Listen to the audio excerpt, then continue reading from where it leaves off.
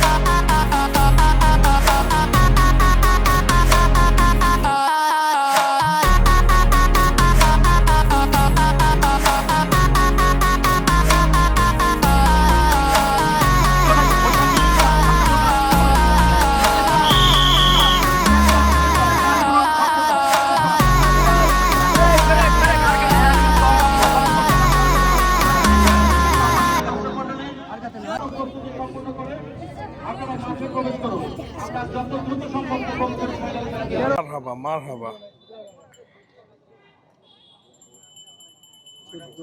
এই খেলায় প্রথম স্থান অধিকার করেছেন মোহাম্মদ আব্দুল মালিক। জিতে গেছে না? প্রথম ভাই কি দ্বিতীয়?